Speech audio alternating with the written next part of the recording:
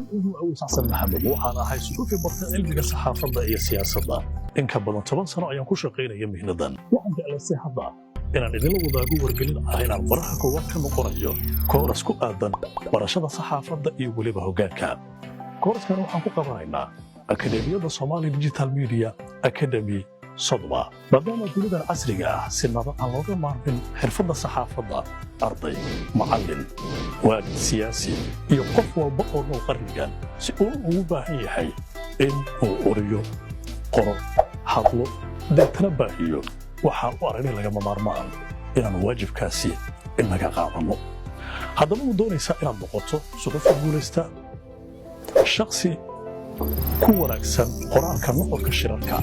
amaba soo jeediye wanaagsan oo oraahdiisa dadku ay ka maqsuudaan fadlan ku soo biir akademiyada Somali Digital Media Academy Sodma sidoo kale waxaan bixin doonaa seminaaro la xiriira aqoonta saxaafadda iyo waliba hoggaaminta oo aan siin doono shirkadaha warbaahinta hay'adaha aan dowliga ahayn iyo cid walba oo danaynaysa in ay ku guulaysato xirfadeeda hoggaamineed amaba maamul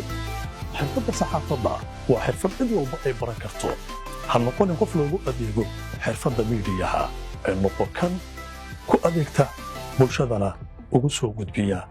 waxa uu doonayo inuu la wadaago waxaan ku diyaarinaynaa mustaqbal aad ku hoggaamin karto bulshada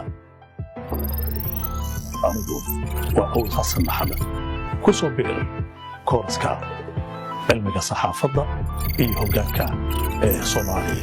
Digital Media Academy Sodma